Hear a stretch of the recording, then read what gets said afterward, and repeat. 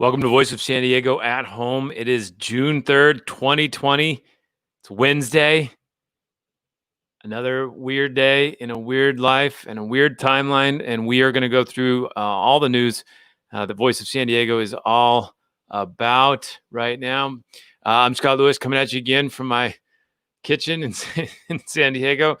We've been having conversations about when to get back into the office, and someday soon I think that might happen. But I'm also not so excited about having to keep people out of the kitchen and in the office and things like that. It'll be a really interesting decision we have to make as we go through that. But for now, coming at you again from the Ocean Beach headquarters of Voice of San Diego at Home, and of course the Friday 5, which shows up every Friday at 6:30 or so on NBC 739. All right, we've got a lot to talk about today, but also today, Wednesday, is all about your questions. If I can't answer your questions, which is going to happen a lot, I want to hear from you about what we should be looking into, what our reporters should be looking into, and what, obviously there's so many things going on, coronavirus to the unrest, to police issues, to all kinds of things that we could talk about and we can investigate. Our reporters are out there all the time trying to find out and make sense of what people are saying, find out what they don't want to say. And, I got a note today from somebody who was like, where are you guys on the protests? Where's the actual, images of the protests? Where are you, actually at the protest? Well, remember, Voice San Diego staff is extremely small. We do not, we don't have breaking news staff. We can't really cover comprehensively those things. We have a sort of slow food model here, a slow news model. Sit back, do the investigative work, try to make sense of what people are saying, and get into it. On Monday, you might have seen me talk to Akila Weber, Dr. Weber. I recommend checking that out. She's a La Mesa City Councilwoman. It was a great discussion about what happened in La Mesa. And today they're right now, I think, having a press conference where they're revealing the video, the officer body cam video of an incident last week in La Mesa at a trolley station where an officer sort of manhandled a man. It's unclear what happened before that. And so it was that was for that reason that La Mesa kind of became a target of some of these protests. And then those protests were, of course, hijacked by people that wanted to do more violence. So that conversation with Akila Weber was a great one. I recommend that. You can find that at Voice of San Diego's Facebook feed, also Voice of San Diego's YouTube feed, or just go to voiceofsandiego.org and check that out. I recommend that. I'm struck by a couple of images I can't get out of my head. One was this one from the Lincoln Memorial. It was just a tough thing for me to see. I'm not sure this is the country I want to live in. If this is something we have to see much of. I understand the need to protect some of these monuments, and I understand what was happening, but it was very disturbing to see some of these images. And then, of course, this bizarre one that's going around today, the president and his wife at a church, an empty church. A photographer had to get up behind the pulpit. I just don't know. It was weird times right now in this country. I hope we can move on soon to some different discussions. I actually did some reporting this week. I want to talk about that. There's, still a big issue with schools. We are still on the edge about what is going to happen to schools, especially with what's going on now. If kids don't have a place to go in the fall, what is going to happen? How are things going to work on that? We do not know yet. We have no idea what's going to happen to schools. But I did do a piece. I encourage you to check that out. It's here. It's an enrollment crisis is coming for school districts. Check it out. Go to voiceofsandiego.org. I wanted to, you might have been with me last week when we were talking about schools, and I made a point. I really think that they're heading towards a problem if they decide that they're going to do social distance, they're going to do distance learning next year. And it seems like they might, if they're going to do distance learning next year for the fall, there will be a lot of parents who, for whatever reason, will start to go to other places. So let's go back and talk about what we're talking about. So it starts with this letter. This letter came out of, you can see me, I guess, on the sides here. I love this. This letter came out May 18th, and it was a letter from six of the largest school districts in in California. Six of the largest school districts in San Diego: Oakland, San Diego, San Francisco, Sacramento, all these places. And they sent a letter to the governor and to the legislators, and in particular lawmakers, and said, hey, we cannot, in good conscience, open schools in the fall, the physical campuses, if you go forward with the budget cuts that you have proposed in your budget. You cannot do that. We need to, you're going to not only have to not do those cuts, you're going to have to give us more money for all the things that you want us to do. Now, in that was the main part of the letter, and we talked about that over and over again a couple weeks ago. Well, there's more to it. In that letter, buried sort of deep down, was another sentence that said that we would like to get a 3-year average of average daily attendance. Okay, so what are they talking about that in there? Let's do a quick lesson. Schools are funded with what's called average daily attendance.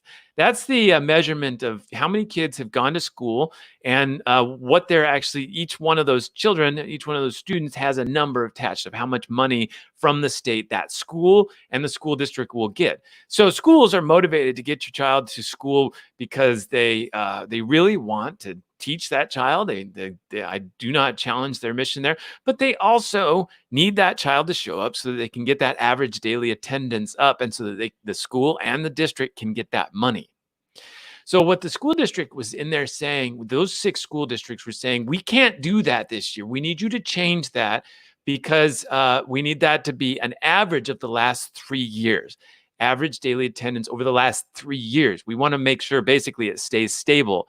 And what is that saying sort of underneath that? They're saying people aren't going to go to school this year. They're saying there's a lot of people who won't go to school this year. It was a subtle acknowledgement, I think, of a real nightmare that a lot of them are facing, which is that not only will there be some kids that just, they're worried, their parents are worried about exposing them to the virus. There's other kids that are finding out, I think, that there are other alternatives that they want to go to. And there's still others that have fled San Diego. We talked to David Miyashiro last week. I don't know time anymore. We talked to David Miyashiro. He's Cajon Valley's superintendent, Cajon Valley School District. And he said that there's hundreds of his students who have left the region because of the economic catastrophe that we've experienced. And so we are witnessing, I think, an enrollment crisis coming. And I decided to do this story here about it. You can check it out at voiceofsandiego.org. An enrollment crisis is coming. If even 5 or 10% of parents don't send their kids to school this fall, forget the budget cut that the governor and the lawmakers are considering right now. That itself would sort of provoke a truly catastrophic financial problem for local school districts and for these school districts across the state. And that's why they asked for this change to their average daily attendance thing. So let's go through that. So if you think about it, what is actually happening here? If they're correct and they say to students and to parents that, hey, they cut our budget, we can't bring kids back to school this year. We can't bring kids back to classes on campus this fall. And then Richard Barrera, you might remember a couple weeks ago, told the UT, he's a San Diego Unified trustee. He's on the Board of Education of the San Diego Unified School District, second largest school district in the state. The UT, Union Tribune, quoted Richard Barrera saying that if they do distance learning next year, then it will be, if these cuts go forward, a lesser version of what we're doing now. And what we're doing now is extremely stressful for students, parents, teachers, and staff. Okay, so if we have a situation where what's being offered is a lesser version of what's happening now, and a lot of people are having trouble with what's happening now. Sorry.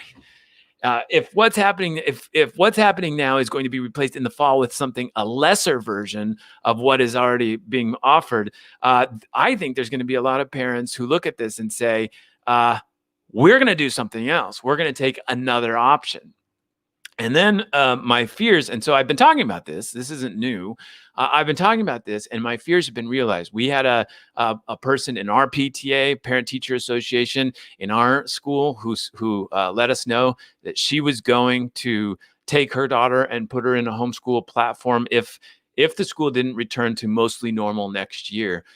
She's not particularly worried about the virus. She said she's mostly worried that the school will be so highly modified and so uncomfortable that she just doesn't want to do that. She can handle the education at home, but that's the key. She is a stay-at-home mom who can handle a lot of this educational effort on her own. She just wants a more professional homeschool platform to help her do that. So that was just losing somebody like that who's active in their PTA, who's active in their different efforts was a real blow in my mind to this concept. Because think about it, schools have always been geographically attached. There've been sort of geographic formations, right? Your neighborhood school. And over the last several decades, there's been a movement that says, actually, you shouldn't be a victim of your you shouldn't be a victim of your neighborhood. You should you shouldn't be either privileged because of your neighborhood, or you shouldn't be a victim of your neighborhood. And so that reform effort has gathered steam over time and said, like, if there's a better school, whether it's another neighborhood school, like kids that have gone for decades from southeastern San Diego up to La Jolla or Tierra Santa, Patrick Henry High School, those kind of places. If there's a better school, we should allow you to go there so you can have a better education.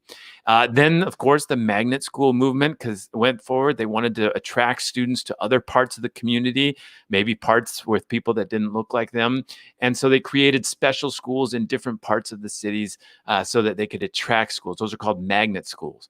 And then the third, of course, was the charter school. The charter school came out. They come up with specialties. They are independently chartered within school districts. And their whole purpose was, look, we think we can test things out. We can test ways of learning, and we can do really well. And then we can maybe spread those lessons out for everyone. And so those charter schools allowed that. So for decades, you had this movement against the neighborhood school, not against it, mostly saying like, hey, we want to make sure there's options for people who don't have a great neighborhood school.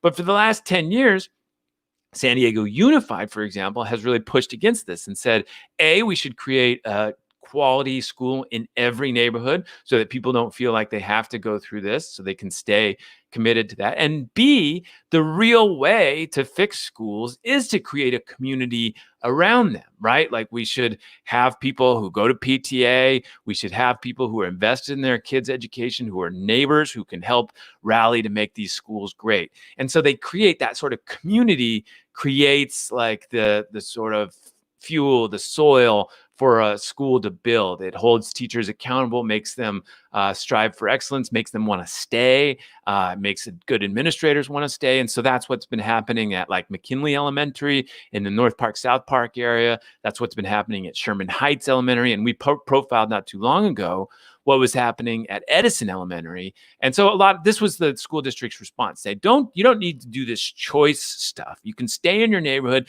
and you should really invest in your neighborhood to make it better.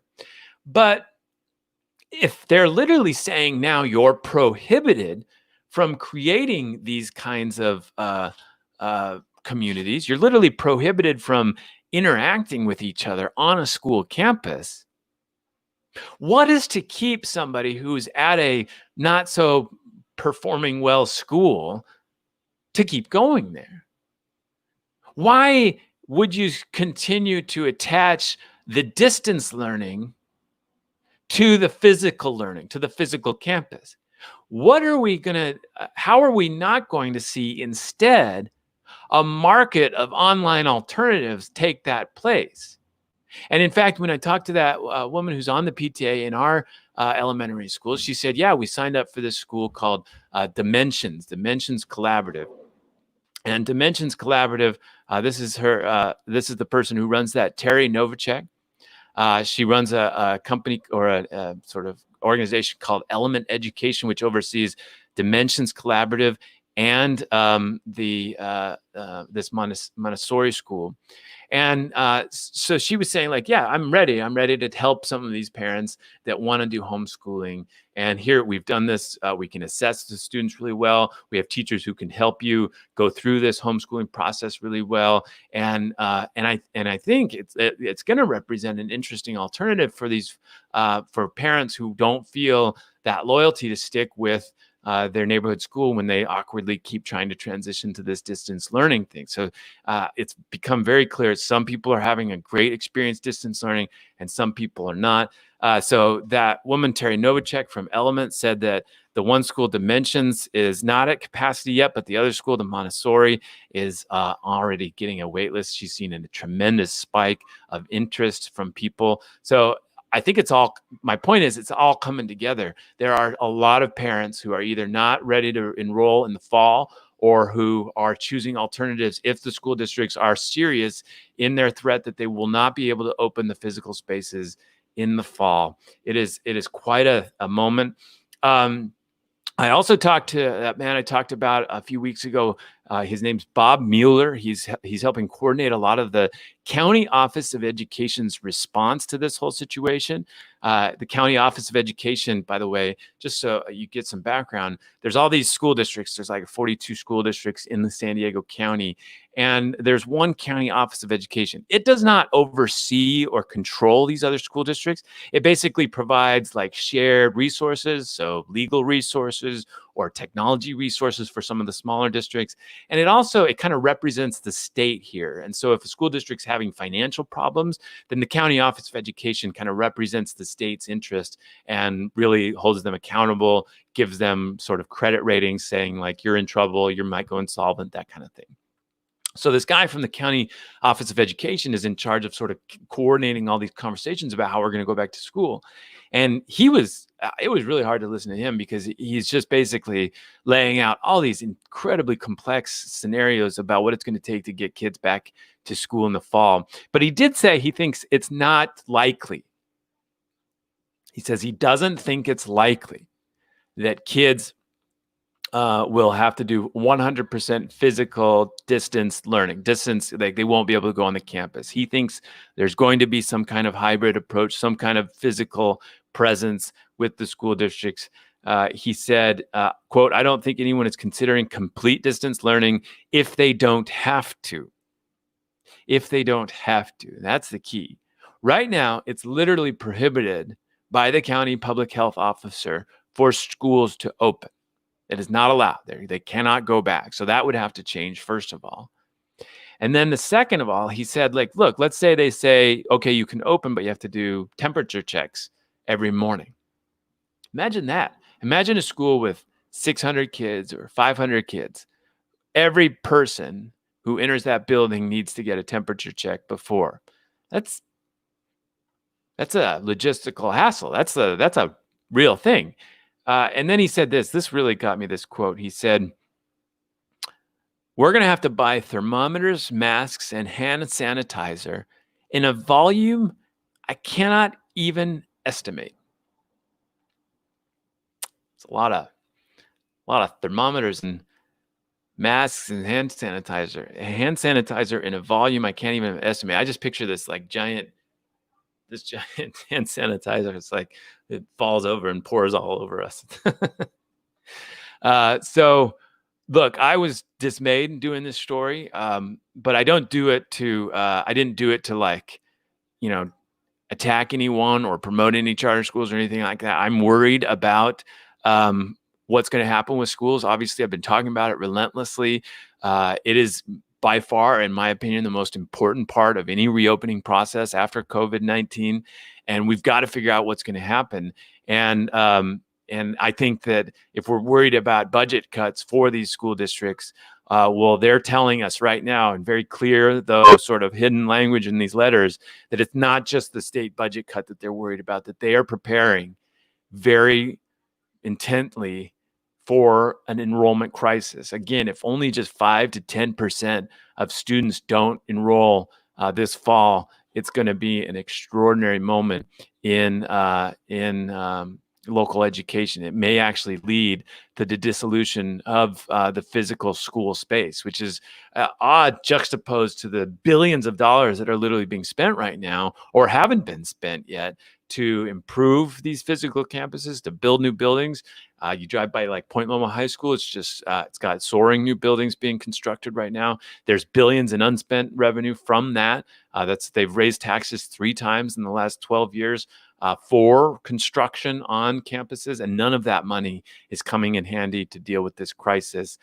So it is an extraordinary moment for local schools. What do you think? Would you send your kids to school right now? Would you send your kids to school if it's highly modified with masks and you can't have recess, you're separated in classes? Would you send your kids back to a fully functioning school that's just, like maybe testing? One of the things I asked Bob Mueller about was, UC San Diego is going to open its campus, but because it's going to be able to test everyone, and it's going to go through regular intense testing so that it can isolate and trace outbreaks before they happen. And so, would you do that if there was testing? I'd love to hear from you. I want to hear your questions. What are you worried about with schools? What are you worried about with reopening? As we see gyms, looks like they're coming soon. Restaurants have already been open, but the county public health officer yesterday warned the county board of supervisors that because of the reopening so far and because of the protests so far, there might be another outbreak. And if there is another outbreak, then they've already agreed to triggers that would cause some of these things to get closed down again.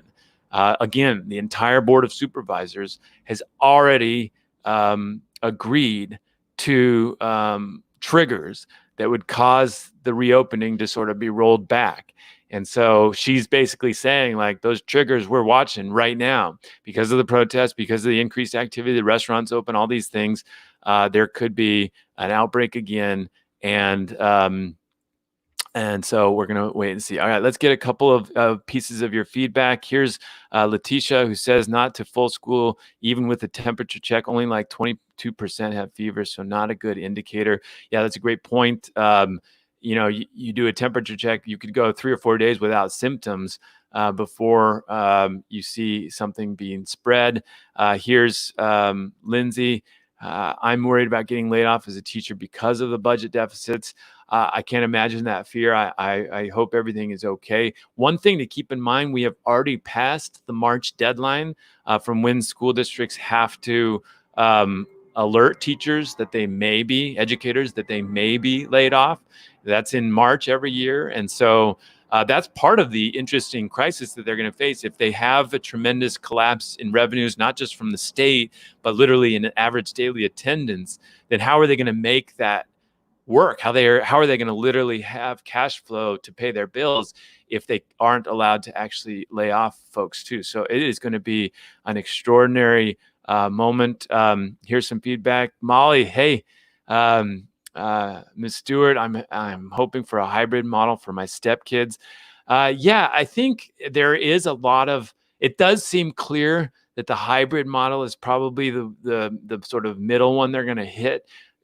Keep kids together in one cohort, maybe bring one of them on for a day, another one on for another day, another one on for another day, but then continue the connection with some sort of distance learning. It does seem like, because of the dynamics I'm laying out, that the school district is going to be highly motivated to keep kids and students and parents connected to their physical schools, and either by doing this hybrid model or by doing a literal opening totally, that will probably be a way that they do that. Yeah, they'll both be. I mean, I'm really worried about my high schooler. Well, again, just some background. My family has brought in our 13-year-old cousin, my uncle's daughter. He passed away several years ago, and she's come to live with us. And she's going to go. She's just turning 14. She's going to go to high school next year, and that's why we brought her here, so she could have a new opportunity for education and success here. And so we got her officially enrolled in high school, which was a great moment. But we don't know what's going to happen, and we're pretty worried about that. And the whole point was to bring her out so that she could have a good experience. So I got a lot of things I'm bringing into this discussion as well. I want to be straightforward with all that. Here's a comment. It's a real quandary for teachers and staff, school districts and parents and their kids. Budget issues. My kids are grown and done with school, but they face these issues with their kids. I don't envy anyone dealing. Thank you for your empathy. It is a real interesting moment. I mean, if we don't have a place for kids to go this fall, that's going to put a lot of working parents in tough situations. One thing, if you aren't working, or if you have a real flexible job and you can help them get through an extraordinary homeschool program, the one that's really fulfilling, has a lot of assessments, has a lot of connection with people who can help you get through it. That's one thing. But if you have to go to your job, and again, that goes back to that Steve Breen cartoon where he's giving people trouble for not going back to work, but a lot of them don't have a place for their kids. Summer camps still haven't started up. A couple of them are coming back soon, I think. But even the YMCA told us the other day they're not going to let the kids swim. I don't know what's YMCA camp without swimming. I don't know. Here's another question. Many of my teen readers, high schoolers, want to know, what is a hybrid model exactly? Well, if Bob Mueller would talk to me about a couple of different ways that might look. One was you would basically have one class. You wouldn't switch classes. You'd have one class. And if the teacher or if the student got sick, that whole class could be shut down, but not the whole school. Basically, they want to try to make sure that people are limit outbreaks. They want to be able to find them and cut them off. I almost think that the only way that this can work out, frankly, is if the county and school districts used whatever funding they had. And I think this is where that construction money comes in. They've raised taxes 3 times in the last 12 years, property taxes for construction and sort of hard issues.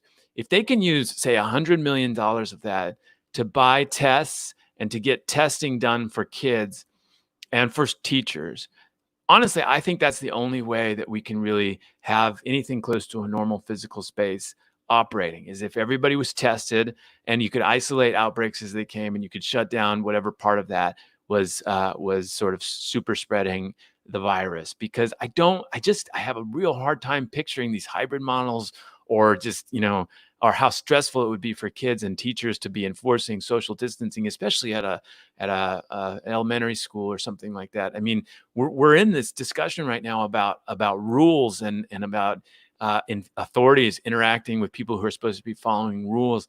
And it just creates a lot of tension and a lot of problems. Okay, again, would you send your kid to school in this hybrid model? Would you send your student to school with would you consider one of these homeschool platforms if the district says, hey, we're going to do distance learning next year, but you should stick with your school? Would you say, hey, well, why don't I consider a homeschool platform where they've been doing this longer? I'd love to hear from you.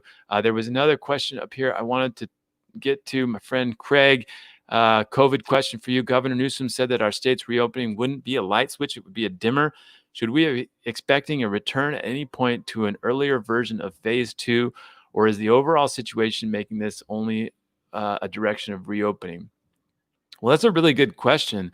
A reclosing, I think, could be the most traumatic thing that we could go through as an economy. I think that it would be demoralizing in a way that, the economy is all about confidence. It's about people willing to buy things, people willing to borrow money, people willing to lend money, people willing to go and do things and invest and take risks. And if we get to a start-stop thing, that's almost as bad as just complete shutdown. Like it adds value to the argument that maybe we should have just completely shut down, like completely curfewed the place for a few weeks and then eradicate it and get back. Because I do think a reclosing would be, but let's be absolutely clear. And we have a reporter right now trying to make sense of these. The county board of supervisors has determined that there are several triggers, hospitalizations, different symptoms that could, if they trigger badly in a bad direction, will cause the closing of some of the things that have just been open. Restaurants, for example, they may have to immediately switch back to carry out only. I think that would be like one of the first things that would happen. And so done. It's not just hypothetical. That is on the table for the county right now, and which is why it makes it so uncomfortable to see, people out crowding, and I think it really tests my point too about outdoors. Like, can you really hang out outdoors with the protests are testing that. I think that there's a lot of possibility for us to maintain something close to normal by being outdoors, by eating outdoors, by gathering students outdoors. And I think that we're going to test whether these protests prove that true or not. There's another story I wanted to highlight. This was one of the most beautiful headlines I've ever seen on Voice of San Diego. Understand curfews before it's too late. Okay, so just to be clear, our headlines are mostly written by managing editor Sarah Libby. She is a true headline writing star. That one I just had to sit with for a minute. It's just beautiful. Understand curfews before it's too late. Sarah is very good. So a lot of you might be introduced to the idea of a curfew for the first time. Again, remember when we spoke with Dr. Weber, we talked to her about La Mesa's decision late Saturday, early Sunday morning to implement a curfew from 1:30 a.m. to 7 a.m. They've continued with some of those. So what is a curfew? So just to be clear, they're much different than the stay-at-home sort of orders or recommendations that we had. A curfew means you don't go out. You don't go food, no essential worker, nothing. Nobody goes out except for cops and people who want to get in trouble with cops. That's a curfew. Curfew means you get a fine of $1,000 and up to 6 months in jail, or both, if you break a curfew. We talked to the ACLU. David Loy, a lawyer there, is very upset about some of these rampant use of curfews locally. He said, for present purposes, no genuine emergency can exist in the absence of actual or imminent violence beyond the means of government to address with less restrictive measures, he wrote. He said in an interview with our Randy Dotinga, who did that piece, again, you can find it at voiceofsandiego.org. He said in an interview that the curfews are, quote, an overreaction to a situation that can be otherwise addressed, especially in cities like Poway, who have admitted that they've seen only peaceful gatherings so far. And I just want to make a point about protests for a second. I don't know how many of you have been involved in protests before. They are exciting, weird, exhilarating experiences. I've been in a few. In fact, I was exposed to big protests in Europe. And I think we should look to Europe at this moment. Europe has protests, big, loud, mean protests all the time. All the time. They are always having protests. France sometimes just shuts down for weeks because of protests. Spain, but they don't freak out like this. They are able to avoid widespread looting, and they are able to avoid widespread police brutality and violence. And I think that now, to be clear, I have literally been beaten by a baton in Spain, in Madrid, in a protest. It was a plainclothes officer. I didn't even know he was there until he started hitting me. So they do use force. There's no question. There are actual clashing. There's bottles thrown. It's a mess. But I feel like we're still noobs in a way. Like we're still so shocked by the idea of a protest, especially a tough, mean, loud one. And we have got to get better. We have a reporter today working on a really interesting piece about when police can decide that an unlawful assembly has occurred. That's that moment where police decide, okay, you need to disperse. What goes into that? What are the actual factors that make them decide that that has happened? And I think that's the core of these, because we have these situations with protests where there's often a policeman, often a man, and then there's a protester, often a man. And when you get to a point where the police officer decides that it has to be shut down, you have two competing males who are unwilling to stand down. And it has to necessarily end in a clash. Now, I'm not talking about the looting and the burning. That's clearly a criminal element that has decided to really make take advantage of a moment, if not for nefarious reasons, to truly just hurt a community and to show that it was hurt. But when actual protests go mean, usually there's just a capricious decision that this has to stop, and then the agitation on both sides necessarily ends in a clash. And I think that we have to get better at that dance. We have to get better at understanding that this is normal. If we're going to have widespread poverty, if we're going to have inequality the way we have it, if we're going to have all of these things, we're going to have a long-term experience with protests. And we don't need to uh, bring the military in all the time. We don't need to bust heads. We need to be able to understand this conversation as a civic conversation, as part of a working, throbbing democracy. And I hope we get better at it. I just really hope we get better at it. All right. I want to take, before we move on, any questions about schools, what schools are going to do, what the protests, what do you want our reporters to look into? Let's see. And what is your role in perpetuating oppressive systems when you use a school like Knox as a synonym? Look, I'm not gonna stand away from this. Knox is a struggling school. It has very difficult time keeping parents and teachers engaged. Teachers leave very soon after that. I want resources to come to Knox. I want an excellence to come to Knox. I want people to care about what's happening in Knox, but I'm not going to pretend like it's okay to sort of make sure that nobody feels bad that I brought it up. I appreciate your comment, but yeah, I really think a place like Knox and people who care about Knox Middle School are going to have a real hard time keeping their most engaged parents around when that physical space isn't even allowed to be gathered. I see the point about creating a community for a school that has trouble keeping teachers and has trouble keeping high standards for people around there. And I think I understand the theory about creating a community around it. What I'm talking about is what happens when that community is literally prohibited from convening. What connects you? What connects you at that point to that school? And that's what I'm worried about. And I'm not going to shy away from this. This is a time to have some serious, intense conversations about what we're going to do about places like Knox, about places around the county that have been chronically underperforming. And I think it's a civil liberties injustice, a civil rights injustice, that so many of those places have been underserving their communities for so long. So I'm sorry if that offended somebody, but I'm not going to stay away from them. All right, let's go up.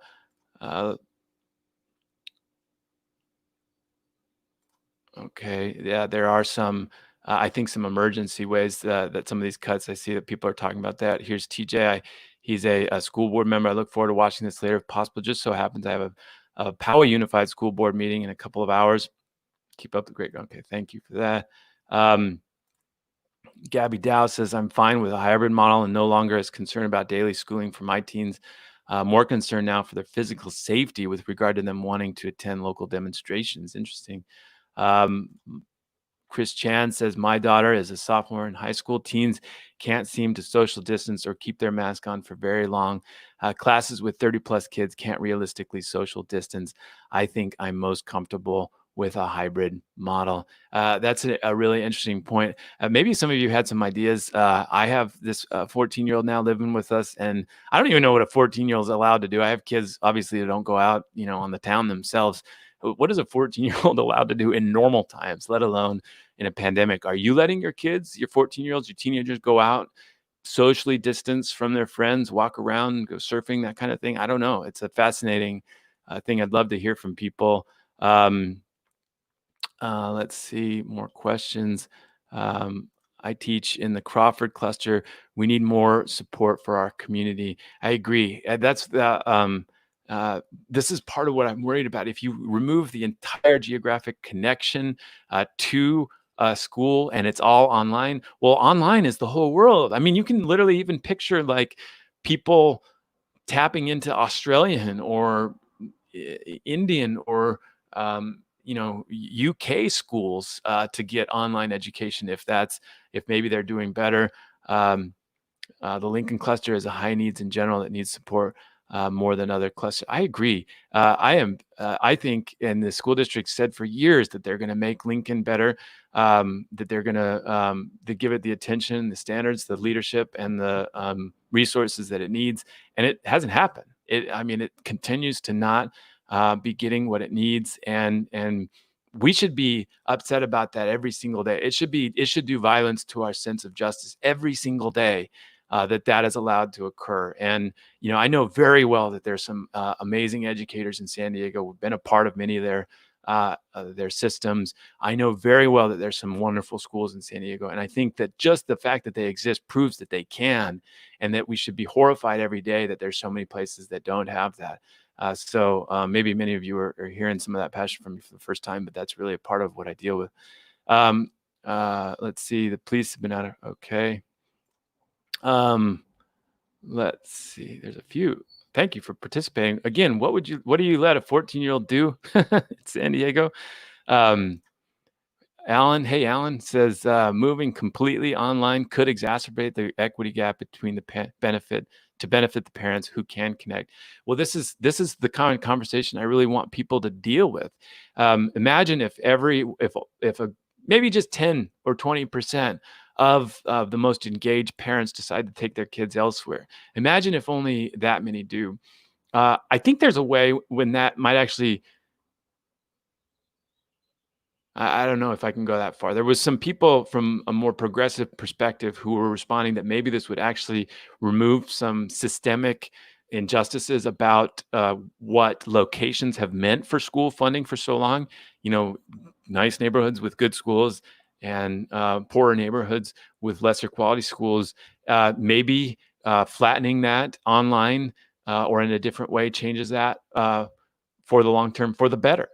But I do think that if you have a situation where parents flock to online platforms and then the others who are less engaged or have 3 jobs or whatever don't have that luxury to make that kind of decision, if the school district doesn't offer a great alternative for them, that is kind of scary. On the other hand, maybe they'll have more resources at that point to do that. But that's why this average daily attendance conversation is so important, because that if that enrollment crisis does cause a budget crisis, well, they're not going to have more resources for those who remain. So yeah, I think that's part of the worry I want to deal with. All right, we're getting some great comment. We have a couple of school board members already participate. TJ Zane was up. Here's a school board member from Escondido. Christy, thank you for participating. I'm very concerned we will lose more students to online charters, which are designed around distance learning. With the proposed budget cuts, traditional public schools will not be financially sustainable. I mean, this is what I wanted people to really focus on. This is a nightmare. This is a gigantic nightmare for existing traditional schools. The dissolution that what she lays out right there that might be coming in school districts in that geographic connection to schools is intense. And so I think a lot of people are saying, well, they should rapidly deploy a really high quality online learning platform that people can stick with in their districts. And I think that might be one way you separate it. If you're worried about going to the physical school, the district can match your experience with an online charter with their own programs. But I think that's what's so hard right now is the diversity of experience has been just extraordinary. I mean, I hear from people who are having a wonderful experience, and then I hear from others who feel like the educator has largely checked out. And I think, we're asking them to do a completely different job suddenly. So I understand it's not an easy thing. But if that continues into the next year, that's when some of those decisions, I think, might be made. Here's a question. I would encourage you to have a Facebook Live and invite some of these educators and administrators from the Southeast areas, because there are actual successes that are happening in these schools. There are always going to be success stories that come out of some of the more difficult situations, and I don't ignore them. But those shouldn't also just paper over the vast inequities that occur. The chronic absenteeism, the chronic underperforming, the grad rates. If you look through the data, it is horrifying for some of these places, and it's vastly different than some of these other places. And so if one kid gets out of there, goes to Harvard, does really well, I don't want to just use that to paper over some of these problems. So again, you're tapping into some pretty passionate moments for me there. All right. We have a lot going on. I encourage you to check out voiceofsandiego.org. Today we have more stories about several years long effort at the San Diego City Hall to reform police. We check in on what happened with that. We also continue to follow a lot of these stories. There was a story you might want to check out from a few years ago about policing. Not a few years ago, I'm sorry, a few months ago, about policing and police officers who were accused of crimes, but then because of the system, were not actually prosecuted or fired in many cases. And so there's some real tough conversations happening. Voice of San Diego, we never shy from it. We have reporters out there trying to make sense of what people say, and others trying to find out what they don't want to say. And so you can check that out at voicesandiego.org. We are supported by members who donate. Okay, we got a couple more questions. Charter schools are also able to receive business loans that public schools can't access. Yes, this is a great point. Yeah,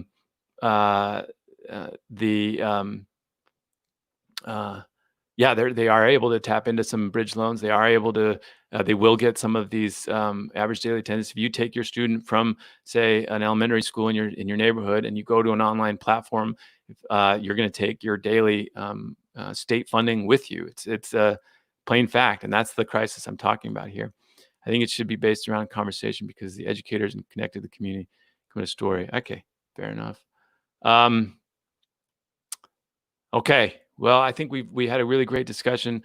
Let me know again what you want our reporters to dig into, what you think people care about, and what questions you might have for us. It's an extraordinary time in our country, and I think we need to have deep, frank, intense conversations about what we're going to do to get out of it, and what we're going to do to improve people's lives and equity as we deal with so many simultaneous crises. We were built to deal with these. We are strong enough. We are people who have gotten through a lot of things in our history. We can get through this, but we all have to stick together, and we have to remember some principles. And principles for me is everybody deserves a high quality education. Every single person deserves a high quality education, no matter where they grow up, no matter where they are. And we can get that for people. And I think everybody deserves their human rights and their bodies to be respected. And we need to build a community that is a strong one, with good infrastructure, good schools, an attractive environment. And that's what drives me. And I think those are as important as they have ever been. Okay. Thank you all for your comments. Great questions today. And that was a great idea to get some of these educators and school board members into a conversation. I think we could do that. All right. Let me know if you have any other questions. And thanks. Go to voicesandiego.org to check out all the other stories we've been following in this intense time, and stay safe. Cheers.